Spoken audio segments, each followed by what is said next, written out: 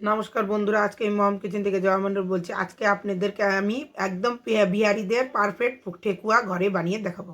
এই ঠেকুয়াটা আমার শ্বশুরবাড়ির পাশে বিহারি মাসির কাছ থেকে শিখেছি। আমি এই ঠেকুয়া অনেক দিন হলেই বানাই, 2 বছর ধরে বানানো হচ্ছে না, আবার এই বছর আমি বানাবো।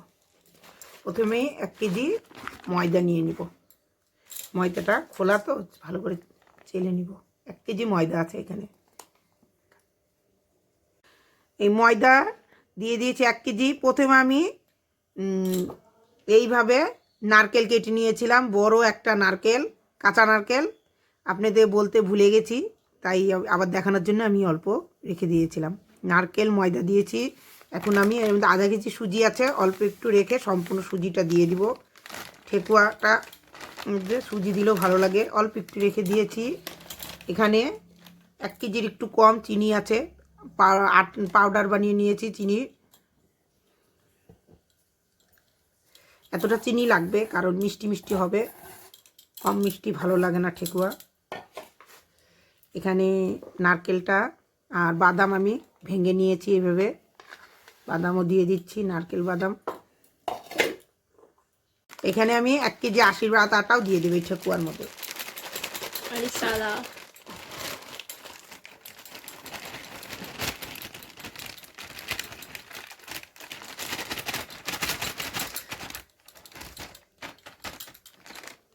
ঠেকুয়ার মধ্যে আমি 10 টাকার মৌরি দিয়ে দিলাম। আর এখানে এই এতটা সাদা তেল দিয়ে দিব। আর এই সম্পূর্ণ ঘিটা দিয়ে দিব।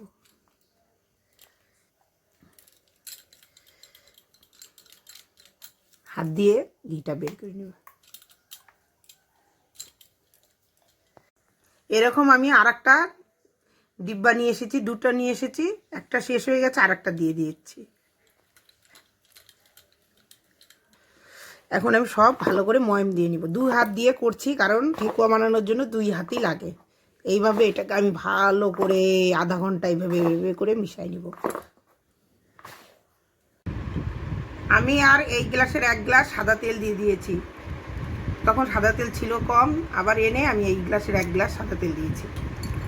ছোট 2টা ঘিয়ের ডিব্বা, 150 গ্রামের মতন সাদা তেল। আর একটু ময়ম দেওয়া হবে, এটা ভালো করে ময়ম দেওয়া হয়ে গেছে আমার। দেখুন এইভাবে দলা ভেঙে আবার ভেঙে গেল, এইভাবে ময়ম দেওয়া হয়ে গেছে।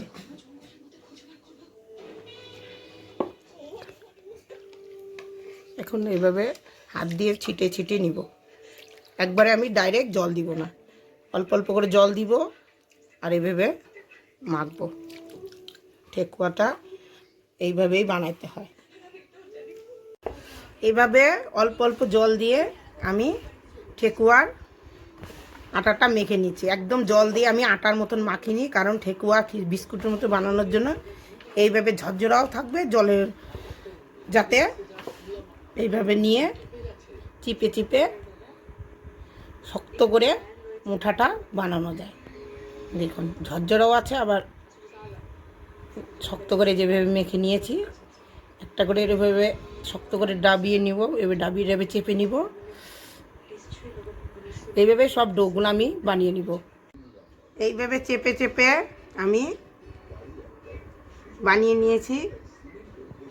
এইভাবে 3টা আমি বানিয়ে নিয়েছি। দেখুন কি সুন্দর ঠেকুয়ার সাইজটা। ডিজাইন করার সাজটা নাই বলে আমি এইভাবেই বানাবো সবগুলা। এই 1 থালা ঠেকুয়া বানিয়ে নিয়েছি। আর এদিকে আমি তেল গরম বসিয়ে দিয়েছি। তেলটা আমি বেশি গরম করব না, হালকা তেল গরমে এখন ঠেকুয়াগুলো ছেড়ে দেব। বেশি গরমে দিলে পুড়ে যাবে, উপরটা ভিতরটা কাঁচা কাঁচা থাকবে। এইভাবেই আমি হালকা হিট দিয়ে একটা একটা করে সব ভেজে নেব।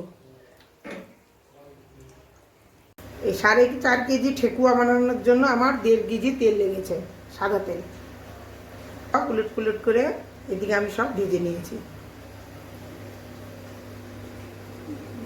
বিস্কুটের মতন হয়েছে। একটা আমি নিচের থেকে ভেঙে দেখাচ্ছি। দেখুন দেখুন কি সুন্দর, একদম বিস্কুটের মতন।